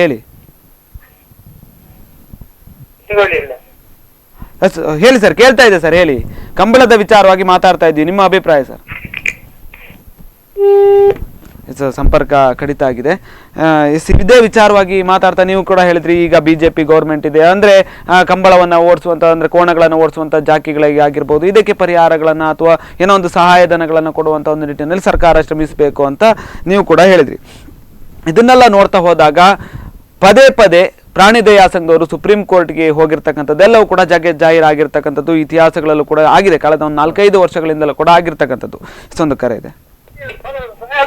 ಹಲೋ ಹಲೋ ನಮಸ್ತೆ ಸರ್. ನಮಸ್ತೆ ಸರ್. ಎಲ್ಲಿಂದ ಕರೆ ಮಾಡ್ತಾ ಇದ್ದೀರಿ? ನಿಮ್ಮ ಹೆಸರು? ಇದು ಕಾಪಿನ ಮಾತಾಡೋದು, ನಜೀರ್ ಅಂತ ಹೇಳಿ. ಎಸ್, ಹೇಳಿ ಸರ್. ಕಂಬಳದ ವಿಚಾರವಾಗಿ ಮಾತಾಡ್ತಾ ಇದ್ದೀವಿ. ನಿಮ್ಮ ಒಂದು ಅಭಿಪ್ರಾಯ ನೋಡಿ ಸರ್, ಕಂಬಳ ಎಂದ್ರೆ ನಾವು ಈ ಚಿಕ್ಕಂದಿನಿಂದ ಈ ಸುಡುವ ಕಂಬಳ ನೋಡ್ತಾ ಇರ್ತೇವೆ ನಾವು. ಎಸ್, ಹೇಳಿ ಸರ್, ಹೇಳಿ. ಆ ಕಂಬಳವನ್ನು ಈಗ ನಿಷೇಧ ಮಾಡೋದು ತಪ್ಪಲ್ಲ ಸರ್ ಅದು. ಈಗ ಒಂದು ಖಾಲಿ ಕೋಣಗಳಿಗೆ ಹೊಡೆತ ಹೇಳಿ ಕಂಬಳವನ್ನು ಬಂದ್ ಮಾಡಿ ಆಗತ್ತದ? ಖಂಡಿತ. ಕೋಣಗಳಿಗೆ ಹೊಡೆದಿದ್ದ ಕಾರಣಕ್ಕೋಸ್ಕರವಾಗಿ ಆ ಒಂದು ಕಂಬಳವನ್ನೇ ಬ್ಯಾನ್ ಮಾಡೋದು ತಪ್ಪು ಅಂತ. ಎಸ್, ಹೇಳಿ ಸರ್, ಹೇಳಿ. ಅದು ಕಂಪ್ಲೀಟ್ ತಪ್ಪು. ಯಾಕಂದ್ರೆ ನೋಡಿ, ನಮ್ಮ ವಿನಯ್ ಬಲ್ಲಾಳ್ರವರು ಈ ಕಂಬಳಕ್ಕೆ ಬೇಕಾಗಿ ಎಷ್ಟೆಲ್ಲ ಹೊರಡ್ತಾರೆ, ಎಷ್ಟೆಲ್ಲ ಕಷ್ಟ ಪಡ್ತಾರೆ, ನಮಗ್ ಗೊತ್ತಿರೋ ವಿಷಯ ಅಂತ.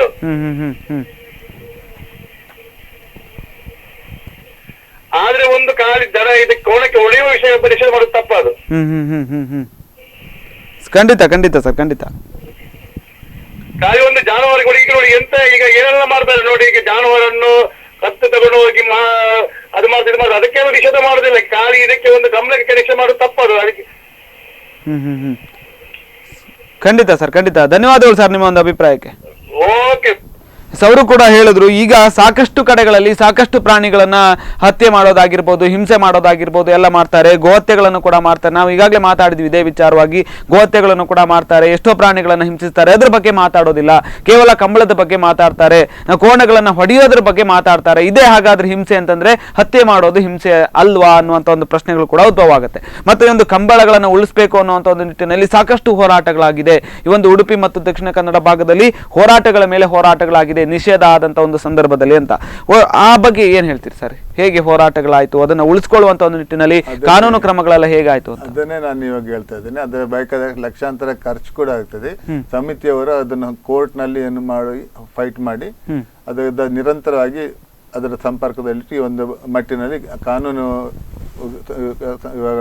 ಮಾಡ್ತಾ ಇದ್ದಾರೆ, ಕಾನೂನಾತ್ಮಕ ಹೋರಾಟಗಳನ್ನು. ಇನ್ನು ಇದೇ ರೀತಿ ಮುಂದುವರೆದರೆ ನಾಳೆ ಪ್ರಾಣಿದಯ ಸಂಘದವರು ಯಾರು ಇದ್ದಾರೆ ಅವರ ಮನೆ ಎದುರು ಹೋಗಿ ಧರಣಿ ಕೂರುವಂಥದ್ದು, ಇಲ್ಲ ಈ ಜನಗಳ ಒಂದು ಭಾವನೆಯನ್ನು ಕೆರಳಿಸಿದ್ರೆ ಇದು ಯಾವ ಮಟ್ಟಿಗೆ ಬಂದು ನಿಲ್ತದೆ ಅಂತ ಹೇಳಲಿಕ್ಕೆ ಬಹಳ ಕಷ್ಟ ಇದೆ.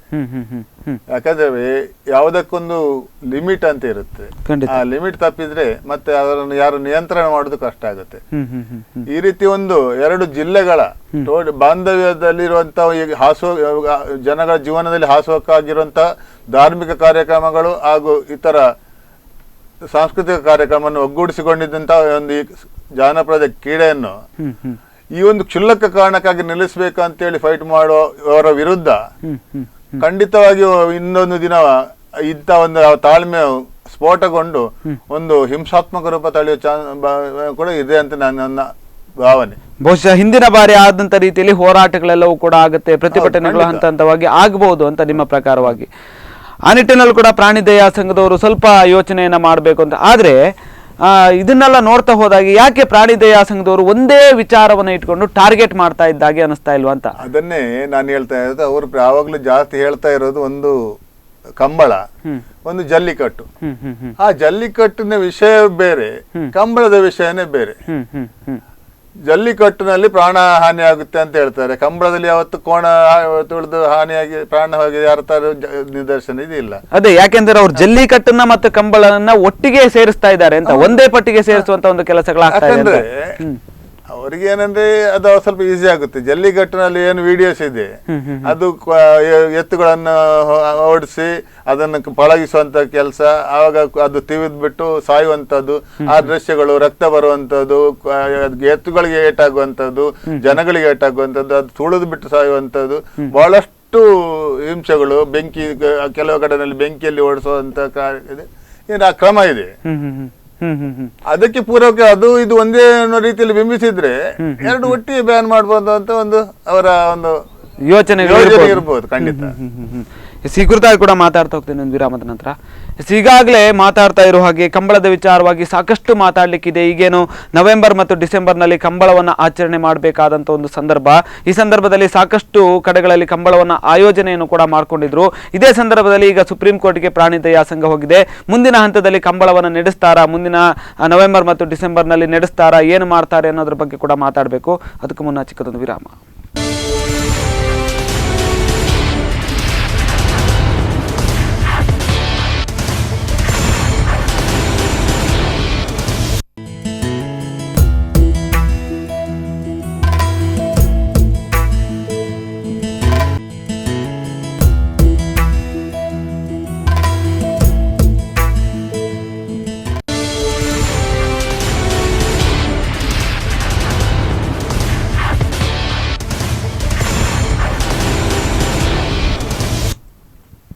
ವಿರಾಮದ ನಂತರ ಮತ್ತೆ ಸ್ವಾಗತ. ನಾವು ಮಾತಾಡ್ತಾ ಇದ್ವಿ ಕಂಬಳದ ವಿಶೇಷತೆಗಳ ಬಗ್ಗೆ ಕೂಡ ಮಾತಾಡಬೇಕು. ಅದೇ ರೀತಿಯಲ್ಲಿ ಈಗ ಆಗ್ತಾ ಇರ್ತಕ್ಕಂಥ ಪದೇ ಆಗ್ತಾ ಇರ್ತಕ್ಕಂಥ ಸಮಸ್ಯೆಗಳನ್ನ ಯಾವ ರೀತಿ ಇವರು ನಿವಾರಣೆಯನ್ನ ಮಾಡ್ತಾರೆ, ಇದೆಲ್ಲದರ ಬಗ್ಗೆ ಕೂಡ ಮಾತಾಡಬೇಕು.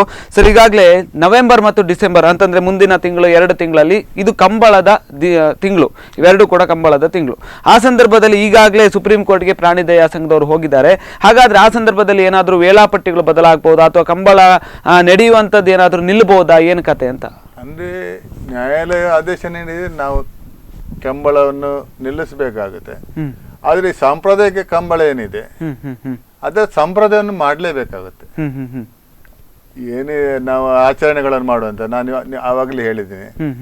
ಆ ಕಂಬಳದ ಮುಂಚಿನ ದಿವಸ ಏನು ವಿಧಿವಿಧಾನ ಮಾಡುವಂಥದ್ದು, ಧಾರ್ಮಿಕ ಕಾರ್ಯಕ್ರಮಗಳೇನಿದೆ ಅದನ್ನು ಮಾಡಿ ನಾವು ಅದನ್ನು ಸಾಂಕೇತಿಕವಾಗಿ ಆದ್ರೂ ಮಾಡಲೇಬೇಕಾಗುತ್ತೆ. ಏನು ಸಾಂಪ್ರದಾಯಿಕ ಕಂಬಳ ಏನಿದೆ, ಮತ್ತೆ ಉಳಿದ ಕಂಬಳವನ್ನು ನ್ಯಾಯಾಲಯ ಆದೇಶ ಬಂದ್ರೆ ನಿಲ್ಲಿಸಲೇಬೇಕಾಗುತ್ತೆ.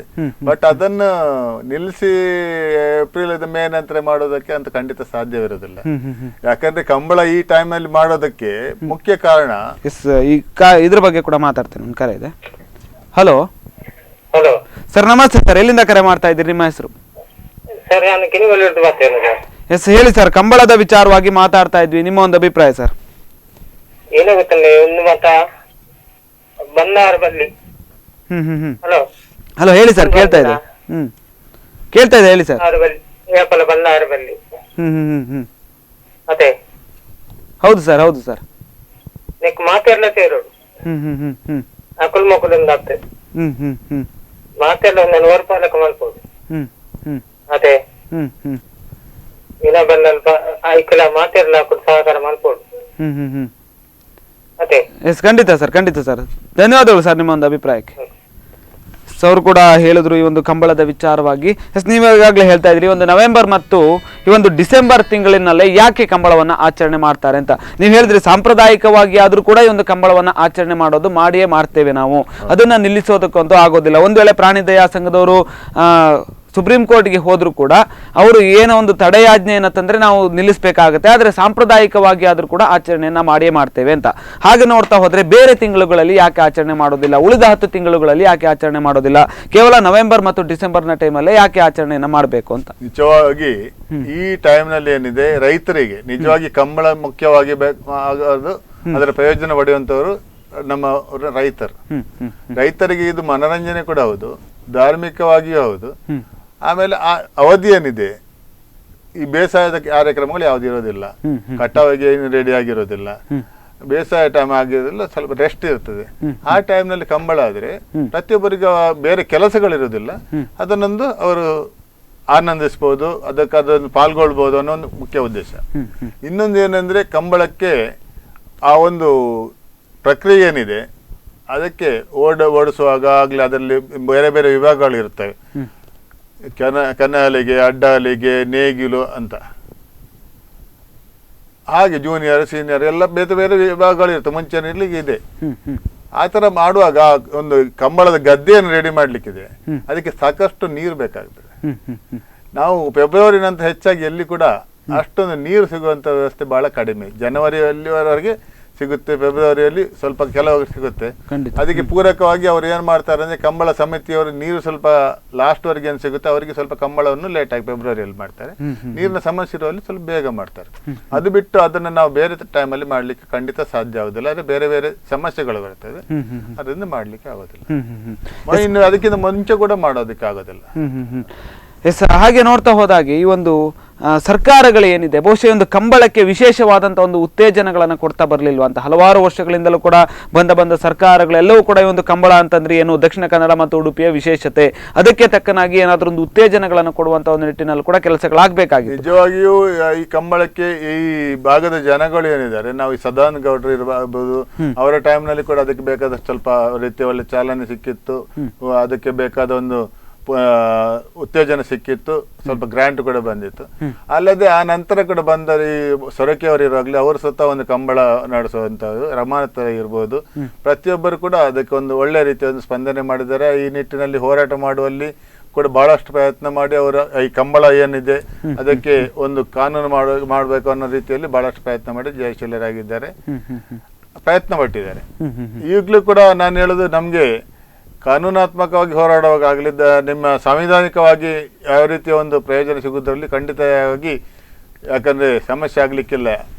ನಮ್ಮ ಪ್ರಜ್ಞಾವಂತ MLAಗಳು ಸಚಿವರಲ್ಲಿ ಇರ್ತಾರೆ. ಅದರಿಂದ ಈ ಹಿಂದೆ ಯಾವ ರೀತಿಯ ಒಂದು ಸಹಕಾರ ಕಂಬಳಕ್ಕೆ ಸಿಗ್ತಾ ಇತ್ತು ಆ ರಾಜಕೀಯ ವ್ಯಕ್ತಿಗಳಿಂದ, ಆ ರೀತಿ ಅದೇ ರೀತಿಯ ಸಹಕಾರ ಇನ್ನು ಈಗ ಕೂಡ ಸಿಗ್ಲಿಕ್ಕೆ ಖಂಡಿತವಾಗಿ ಸಿಗ್ತಾ ಇತ್ತು ಅಂತ ನನ್ನ ಒಂದು ಆಶಾಭಾವನೆ. ಎಸ್, ಯಾಕೆ ಅಂತಂದ್ರೆ ಈ ಒಂದು ಕಂಬಳವನ್ನ ಆಚರಿಸ್ತಾರೆ ಅಥವಾ ಕಂಬಳವನ್ನ ಮಾಡ್ತಾರೆ, ಅದು ಅಷ್ಟು ಸುಲಭದ ಮಾತಲ್ಲ ಅಂತ. ಸಾಕಷ್ಟು ಕಷ್ಟಗಳಿರುತ್ತೆ, ಸಾಕಷ್ಟು ಒದ್ದಾಟಗಳಿರುತ್ತೆ, ಸಾಕಷ್ಟು ಕೆಲಸಗಳಿರುತ್ತೆ. ಒಂದು ಕಂಬಳದ ಒಂದು ಇದನ್ನು ರೆಡಿ ಮಾಡಬೇಕು, ಒಂದು ವ್ಯವಸ್ಥೆಯನ್ನು ರೆಡಿ ಮಾಡಬೇಕು ಅಂತಂದ್ರೆ ಸಾಕಷ್ಟು ಕಷ್ಟಗಳಿರುತ್ತೆ. ಏನೇನೆಲ್ಲ ಒಂದು ವ್ಯವಸ್ಥೆಗಳನ್ನ ಮಾಡ್ಕೊಳ್ಬೇಕಾಗುತ್ತೆ. ಒಂದು ಕಂಬಳವನ್ನು ಸಾಕುವ ಕೋಣದ ಯಜಮಾನ ಅದನ್ನು ತನ್ನ ಸ್ವಂತ ಮಕ್ಕಳಿಗಿಂತ ಜಾಸ್ತಿ ಪ್ರೀತಿಯಿಂದ ಸಾಕ್ತಾರೆ. ಖಂಡಿತ. ಅದನ್ನು ಉತ್ತೇಜಿಸ್ತಾರೆ, ಅದನ್ನು ಬಹಳ ಪ್ರೀತಿ ಮಾಡ್ತಾರೆ. ಈ ಸ್ಪರ್ಧೆ ಮುಗಿದಾಗ ಒಂದ್ ವೇಳೆ ಸೋತ್ರೆ ಇಲ್ಲ ಅದಕ್ಕೇನ ತೊಂದರೆ ಆದ್ರೆ, ಮಕ್ಕಳಿಗೆ ನೋವಾದಾಗ ಯಾವ ರೀತಿ ಒಂದು ಕಣ್ಣೀರು ಬರ್ತದೆ, ಅದೇ ರೀತಿ ಕಣ್ಣೀರಿಂದ ಒಂದು ಅವ್ರ ನೋವನ್ನು ಅನುಭವಿಸ್ತಾರೆ. ಖಂಡಿತ. ಆ ರೀತಿ ಒಂದು ಬಾಂಧವ್ಯ ಕೋಣಗಳ ಹಾಗೂ ಯಜಮಾನರಿಗೆ ಹಾಗೂ ಕೋಣಗಳಿಗಿರುವಾಗ ಅಂತ ಒಂದು ಉತ್ತಮವಾದ ಒಂದು ಸ್ಪರ್ಧೆಯನ್ನು ಈ ಕಂಬಳ ನಿಷೇಧಿಸಿ ಮಾಡ್ಬೇಕು ಅಂತ ಹೇಳೋದಕ್ಕೆ ಒಂದು ಅರ್ಥ ಇಲ್ಲ. ಈ ರೀತಿ ಒಂದು ಅದನ್ನು ಸಾಗ್ತಾ ಇರ್ತಾರೆ, ಕೋಟ್ಯಾಂತರ ಲಕ್ಷಾಂತರ ಖರ್ಚು ಮಾಡಿ, ಅದಕ್ಕೆ ಸಪರೇಟ್ ಆಗಿ ಸ್ವಿಮ್ಮಿಂಗ್ ಪೂಲ್ ಮಾಡ್ತಾರೆ, ಅದಕ್ಕೆ ಬೇಕಾದ ವ್ಯಾಯಾಮ ಆಗ್ಲಿಕ್ಕೆ ಬೇಕಾದ ವ್ಯವಸ್ಥೆ ಮಾಡ್ತಾರೆ. ಯಾವ ಪ್ರಾಣಿಗಳಿಗೆ ಮಾಡ್ತಾರೆ? ಕುದುರೆಗಳಿಗೆ ಮಾಡ್ತಾರೆ, ಇದಕ್ಕೆ ಮಾಡ್ತಾರೆ. ಕುದುರೆಗಳಿಗೆ ನಿಷೇಧ ಇಲ್ಲ, ಯಾಕೆ ಕುದುರೆ ರೇಸ್ ನಿಲ್ಲಿಸಬಾರ್ದು? ಅದೇ ತರ ಕುದುರೆ ತರ ಇಲ್ಲಿ ಕೋಣಗಳ ಮೇಲೆ ಕೂತು ಓಡಿಸೋದಿಲ್ಲ, ಕುದುರೆಗಳ ಮೇಲೆ ಕೂತು ಓಡಿಸ್ತಾರೆ.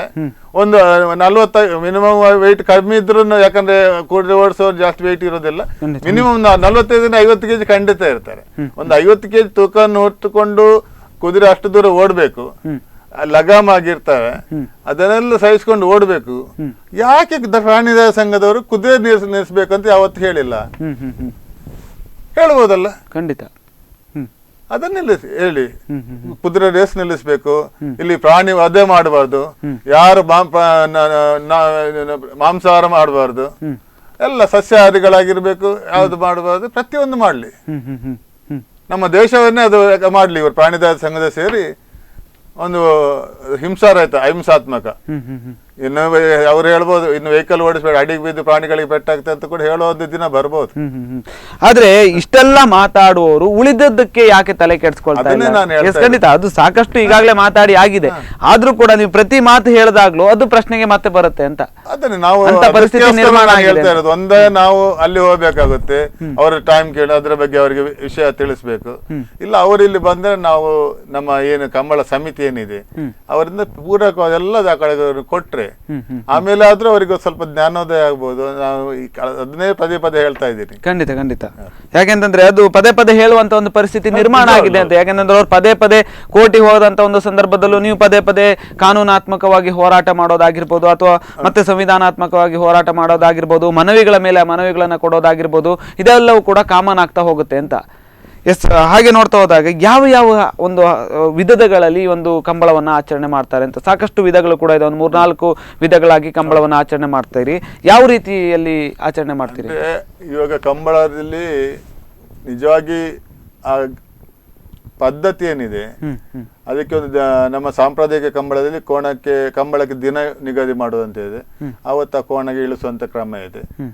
ಆಮೇಲೆ ಕಂಬಳದ ಮುಂಚಿನ ದಿವಸನ ವಿಧಾನಗಳೆಲ್ಲ ಇದೆ. ಬಟ್ ಈಗ ಸ್ಪರ್ಧೆಯಲ್ಲಿ ಅದನ್ನು ಹಗ್ಗ ಹಿರಿಯ ಅಂತ ಹಗ್ಗವನ್ನು ಹಿಡಿದು ಓಡುವಂಥದ್ದು. ಆಮೇಲೆ ನೇಗಿಲು ಹಿರಿಯ ಕಿರಿಯ ಅಂತ ಒಂದು ನೇಗಿಲು ಇರ್ತದೆ, ಅದನ್ನು ಹಿಡ್ಕೊಂಡು ಓಡುವಂಥದ್ದು. ಆಮೇಲೆ ಕೆನಾಲಿಗೆ ಒಂದು ಕಾಲನ್ನು ಹಲಿಗೆ ಅದರಲ್ಲಿ ಇಟ್ಟು ಓಡಿಸುವಂಥದ್ದು. ಅಡ್ಡ ಹಲಿಗೆ ಅಂತ ಇರುತ್ತೆ, ಅಲ್ಲಿ ಹಲಿಗೆಯನ್ನು ಇಟ್ಟು ಓಡುವಂಥದ್ದು. ಅದೆಲ್ಲ ಬೇರೆ ಬೇರೆ ವಿಭಾಗಗಳಿದೆ. ಅದಕ್ಕೋಸ್ಕರನೇ ತಯಾರಿ ಮಾಡಿರ್ತಾರೆ. ಈಗ ನಿಜವಾಗಿಯೂ ಆ ಸ್ಪರ್ಧಿಗಳ ಕೋಣಗಳನ್ನು ಓಡಿಸುವವರು ಅಂತ ಅಷ್ಟು ಎಕ್ಸ್ಪರ್ಟ್ ಇರಬೇಕಾಗುತ್ತೆ. ಖಂಡಿತ. ಒಂದು ಓಡುವಾಗ್ಲೂ ಅಷ್ಟೇ ಸ್ಪೀಡ್ ನಲ್ಲಿ ಇವರು ಓಡ್ಬೇಕಾಗುತ್ತೆ. ಒಂದು ಕನಾಲಿಗೆ ನೀರ್ ಮೇಲೆ ಆರಿಸಾಗ ಒಂದು ಕಾಲಿನಲ್ಲಿ ಇಟ್ಟು ಓಡ್ಬೇಕಾಗುತ್ತೆ. ಅಂತ ಒಂದು ಎಕ್ಸ್ಪರ್ಟ್ಸ್ ಇರ್ತಾರೆ. ಅದನ್ನು ಕೂಡ ನಾವು ನೋಡ್ಬೇಕು. ಅವರ ಒಂದು ಪ್ರತಿಭೆ ಏನಿದೆ ಅದಕ್ಕೆ ನಾವು ಪ್ರೋತ್ಸಾಹ ಕೊಡ್ಬೇಕನ್ನೋ ನಿಟ್ಟಿನಲ್ಲಿ ನಾವು ಅದನ್ನು ಕೂಡ ನೋಡ್ಬೇಕಾಗುತ್ತೆ. ಕಂಬಳ ಅಂದ್ರೆ ಈಗಂತೂ ಈ ಕಂಬಳಕ್ಕೆ ಓಟಗಾರನ ತಯಾರು ಮಾಡುವಂತ ಒಂದು ಇದು ಸಮಿತಿ ಇದೆ. ಅಲ್ಲಿ ಆ ಕೋಣಗಳನ್ನು ಓಡಿಸುವವರಿಗೆ ಒಂದು ತರಬೇತಿಯನ್ನು ಕೂಡ ನೀಡ್ತಾ ಇದ್ದಾರೆ. ಆ ನಿಟ್ಟಿನಲ್ಲಿ ಇನ್ನು ಯುವಕರನ್ನು ಕೆಲವು ಒಳ್ಳೆ ರೀತಿಯಲ್ಲಿ ಅದನ್ನು ತಯಾರು ಮಾಡುವಂತ ಒಂದು ಪ್ರಕ್ರಿಯೆ ಕೂಡ ನಡೀತಾ ಇದೆ. ಅಲ್ಲದೆ ಕಾಮೆಂಟೇಟರ್ಸ್ ಅದಕ್ಕೂ ಕೂಡ ವ್ಯವಸ್ಥೆ. ಈಗ ಕಂಬಳಕ್ಕೋಸ್ಕರ ವೀಕ್ಷಕ ವಿವರಣೆಗೋಸ್ಕರ ಒಂದು ಎಕ್ಸ್ಪರ್ಟ್ಸ್ ಇರ್ತಾರೆ, ಜಡ್ಜ್ಮೆಂಟ್ ಗೆ ಎಕ್ಸ್ಪರ್ಟ್ಸ್ ಇರ್ತಾರೆ. ಅವರ ಟೀಮ್ ಪ್ರತಿಯೊಂದರಲ್ಲಿ ಇನ್ವಾಲ್ವ್ ಆಗಿರುತ್ತದೆ. ತೀರ್ಪು ಕೊಡೋದು ಅಷ್ಟು ಸುಲಭ ಇಲ್ಲ. ಕಂಬಳದಲ್ಲಿ ತೀರ್ಪು ಕೊಡುವಂತದ್ದು ಬಹಳಷ್ಟು. ಯಾಕಂದ್ರೆ ಒಂದು ಫೋಟೋ ಫಿನಿಶ್ ಇರ್ತದೆ, ಒಂದು ಬರೀ ಕಾಲಿನ ಮೂವ್ಮೆಂಟ್ ಅನ್ನು ನೋಡಿ ಕೊಡ್ಬೇಕಾಗುತ್ತೆ. ಮುಂಚೆಲ್ಲ ನಮ್ಮ ಜಡ್ಜ್ಮೆಂಟ್ ಆಗುವಾಗ ಕೆಲವು ತಪ್ಪುಗಳು ಆಗ್ತಾ ಇತ್ತು. ಮತ್ತೆ ಇರುವ ಜನಗಳಿಗೆ ಒಂದೊಂದು ಪಂಗಡದವರು ಒಂದೊಂದು ಗ್ರೂಪ್ ಇರ್ತದೆ, ಒಂದೊಂದು ಅದಕ್ಕೆ ಫೇವರ್ ಆಗಿ ಅವರಿಗೆ ಅವರ ಕೋಣಗಳೇ ಬಂದಿರುವಂತದ್ದು ಒಂದು ಮನಸ್ ಸೈಕಲಾಜಿಕಲ್ ಒಂದು ಇರುತ್ತೆ. ಬಟ್ ಅದನ್ನೆಲ್ಲ ಸರಿಪಡಿಸ್ಕೊಂಡು ಮುಂಚೆ ಜಡ್ಜ್ಮೆಂಟ್ ಮಾಡುವಲ್ಲಿ ಕೂಡ ನಾವು ಬಹಳಷ್ಟು ಕೆಲವು ತಪ್ಪುಗಳೆಲ್ಲ ಆಗ್ತಾ ಇತ್ತು. ತಪ್ಪುಗಳು ಆಗುವಾಗ ಗಲಾಟೆಗಳು ಆಗುವಂತ ಪರಿಸ್ಥಿತಿ ಕೂಡ ಇತ್ತು. ಯಾಕಂದ್ರೆ ಒಂದು ಸ್ಪಿರಿಟ್ ಇದು ನಿಮ್ಮ ಯಾವ ರೀತಿಯಲ್ಲಿ ಕಬಡ್ಡಿ ಆಗ್ಲಿ ಬೇರೆ ಸ್ಪಿರಿಟ್ ಏನಿದೆ ಫುಟ್ಬಾಲ್ ಅಲ್ಲಿ ಅದೇ ತರ ಸ್ಪಿರಿಟ್ ಗಳಿರುತ್ತೆ. ಎಲ್ಲ ತಂಡಗಳು ಒಳ್ಳೆ ರೀತಿಯ ತಂಡಗಳಿರುತ್ತೆ, ಅದು ಗೆಲ್ಬೇಕನ್ನೋ ಸ್ಪಿರಿಟ್ ಇರುತ್ತೆ. ಆಗ ಇಂಥ ಒಂದು ಸ್ವಲ್ಪ ಈಗ ಕ್ರಿಕೆಟ್ ಅಲ್ಲಿ ಮಿಸ್ಟೇಕ್ಸ್ ಆಗುತ್ತೆ, ರೆಫ್ರಿಗಳು ಜಜ್ಮೆಂಟ್ ಕೊಟ್ಟಾಗ ಗಲಾಟೆಗಳಾಗುತ್ತೆ, ಕೆಲವು ತಪ್ಪುಗಳು ಖಂಡಿತ ಆಗುತ್ತೆ. ಅದೇ ರೀತಿ ಇಲ್ಲಿ ಕೂಡ ಸ್ವಲ್ಪ ಮನುಷ್ಯರ ಕಣ್ತಪ್ಪಿನಿಂದ ಕೆಲವು ಸಮಸ್ಯೆಗಳು ಬಂದಾಗ ಕೂಡ ಒಂದು ಘರ್ಷಣೆಗಳಂತ ಸಮಸ್ಯೆಗಳಿತ್ತು. ಆ ನಿಟ್ಟಿನಲ್ಲಿ ಈಗ ಲೇಸರ್ ಫಿನಿಶ್ ಅಂತ ಲೇಸರ್ ಲೈಟ್ ಹಾಕಿ ಅಳವಡಿಸಿ ಪ್ರತಿಯೊಂದು second movement, photo finish, video recording ಪ್ರತಿಯೊಂದು ಮಾಡಿ ಜಡ್ಜ್ಮೆಂಟ್ ನಲ್ಲಿ ಯಾವ ರೀತಿಯ ಸಮಸ್ಯೆ ಬರದ ಹಾಗೆ ನಾವು ಈಗ ವ್ಯವಸ್ಥೆ ಬಹಳ ಒಳ್ಳೆ ವ್ಯವಸ್ಥೆ ಇದೆ. ಇನ್ನು ಮುಂಚಿನ ತರ ಏನಿಲ್ಲ. ನಾವು ಅಂತರ ಕ್ಲೋಸ್ ಫಿನಿಶ್ ಇದ್ದಾಗ ಅದನ್ನು ನೋಡಿ ರೀಪ್ಲೇ ನೋಡಿ ರಿಸಲ್ಟ್ ಕೊಡುವಂತ ಒಂದು ವ್ಯವಸ್ಥೆ ಕೂಡ ಈಗ ಇದೆ.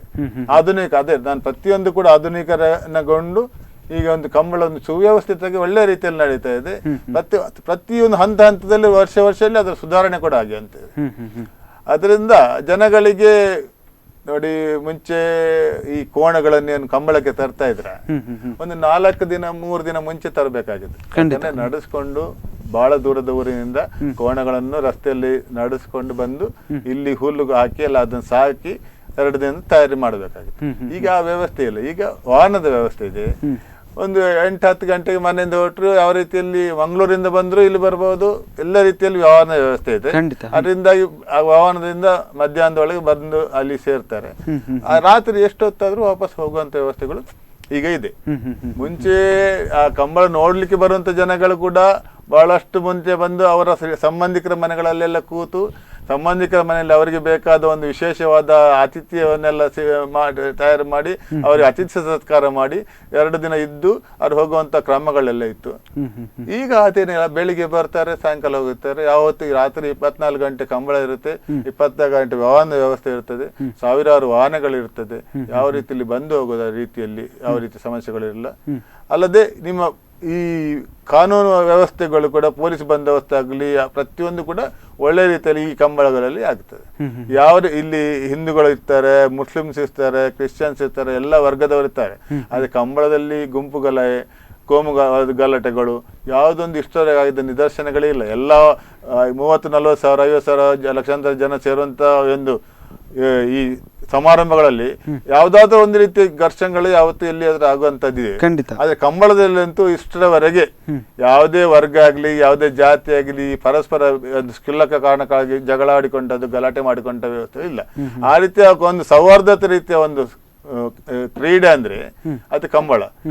ಇಂತಹ ಒಂದು ಕ್ರೀಡೆಗಳಿಗೆ ಉತ್ತೇಜನ ಕೊಟ್ಟಲ್ಲಿ ನಾವು ಸರ್ವ ಧರ್ಮಗಳು ಒಂದು ಒಳ್ಳೆ ರೀತಿಯ ಸಹಬಾಳ್ವೆಯನ್ನು ಮಾಡಲು ಕೂಡ ಖಂಡಿತವಾಗಿ ಪೂರಕವಾಗಿರ್ತದೆ. ಆ ನಿಟ್ಟಿನಲ್ಲಿ ಜನಗಳ ಒಂದು ಪರಸ್ಪರ ಅರಿತುಕೊಳ್ಳಲಿಕ್ಕೆ ಒಂದು ಪೂರಕವಾಗಿರುತ್ತದೆ. ನಾವು ಒಂದು ಶಾಂತಿಯ ಜೀವನ ಮಾಡಲಿಕ್ಕೆ ಪರಸ್ಪರ ಕೂಡ ಒಂದು ಒಳ್ಳೆ ರೀತಿಯ ಒಂದು ವೇದಿಕೆ ಅಂತ ಹೇಳಿ ಕೂಡ ನಾನು ಇಷ್ಟಪಡ್ತೇನೆ. ಎಸ್, ಖಂಡಿತ ಸರ್, ಖಂಡಿತ. ಈ ಒಂದು ಕಂಬಳದ ವಿಚಾರವಾಗಿ ಇಷ್ಟೊತ್ತು ತುಂಬಾ ಒಂದು ವಿಚಾರಗಳೆಲ್ಲವೂ ಕೂಡ ಬಂತು. ಅಂತಂದ್ರೆ ಈ ಒಂದು ಪ್ರಾಣಿ ದಯಾ ಸಂಘದವರ ಒಂದು ವಿಚಾರ ಆಗಿರ್ಬೋದು, ಅವ್ರು ಯಾಕೆ ಕೋರ್ಟ್ಗೆ ಹೋಗ್ತಾ ಇದ್ದಾರೆ ಅನ್ನುವಂಥ ಒಂದು ವಿಚಾರ ಆಗಿರ್ಬೋದು, ಇದೆಲ್ಲದರ ಬಗ್ಗೆ ಮಾತಾಡಿದ್ವಿ ಸರ್. ಧನ್ಯವಾದಗಳು ಸರ್. ಈಗಾಗಲೇ ಮಾತಾಡಿದ ಹಾಗೆ ಅವರು ಕೂಡ ವಿನಯ್ ಬಲ್ಲಾಳ್ ಅವರು ಕೂಡ ಈ ಒಂದು ಕಂಬಳದ ವಿಚಾರವಾಗಿ ಸಾಕಷ್ಟು ಮಾಹಿತಿಗಳನ್ನು ಹೇಳಿದ್ರು. ಏನಲ್ಲ ಪ್ರಾಣಿ ದಯಾ ಸಂಘದವರು ಯಾಕೆ ಈ ಒಂದು ಕಂಬಳದ ವಿಚಾರವನ್ನು ಇಟ್ಟುಕೊಂಡು ಈ ಒಂದು ಕೋರ್ಟ್ ಮೆಟ್ಟಿಲನ್ನು ಏರ್ತಾ ಇದ್ದಾರೆ ಅನ್ನುವಂಥ ಒಂದು ವಿಚಾರವಾಗಿ. ಹಾಗಾದರೆ ಪ್ರಾಣಿ ದಯಾ ಸಂಘದವರು ಗೋಹತ್ಯೆಯನ್ನು ನಿಷೇಧ ಮಾಡುವಂಥ ಒಂದು ನಿಟ್ಟಿನಲ್ಲಿ ಧ್ವನಿ ಎತ್ತಬಹುದಾಗಿತ್ತು, ಅಥವಾ ಕುದುರೆ ರೇಸ್ ಆಗಿರ್ಬೋದು, ಇದೆಲ್ಲದರ ಬಗ್ಗೆ ಅಲ್ಲಿ ಪ್ರಾಣಿ ಹಿಂಸೆಗಳಾಗ್ತಾ ಇದೆ, ಪ್ರಾಣಿ ಹತ್ಯೆಗಳಾಗ್ತಾ ಇದೆ, ಅದರ ಬಗ್ಗೆ ಅವರು ಧ್ವನಿ ಎತ್ತಬಹುದಾಗಿತ್ತು. ಆದರೆ ಅವರು ಯಾಕೆ ಕೇವಲ ಕಂಬಳವನ್ನು ಮಾತ್ರ ಟಾರ್ಗೆಟ್ ಮಾಡ್ತಾ ಇದ್ದಾರೆ ಅನ್ನುವಂಥ ಒಂದು ವಿಚಾರವಾಗಿ ಕೂಡ ಚರ್ಚೆಗಳಾಯಿತು. ಹಾಗೆ ಮುಂದಿನ ದಿನಗಳಲ್ಲಿ ಈ ಒಂದು ದಕ್ಷಿಣ ಕನ್ನಡ ಮತ್ತು ಉಡುಪಿಯ ಸಾಂಸ್ಕೃತಿಕ ವೈಭವ ಆಗಿರ್ತಕ್ಕಂಥ ಕಂಬಳಗಳು ಸಾಕಷ್ಟು ಉಳಿಬೇಕು, ಬೆಳಿಬೇಕು ಅನ್ನೋದು ನಮ್ಮ ಒಂದು ಆಶಯ ಕೂಡ. ಇದೇ ಇವತ್ತಿನ ವಿಶೇಷ. ಇನ್ನಷ್ಟು ಸುದ್ದಿ ಮತ್ತು ಮನೋರಂಜನೆಗಳಿಗಾಗಿ ನೋಡ್ತಾ ಇರಿ ಸ್ಪಂದನ.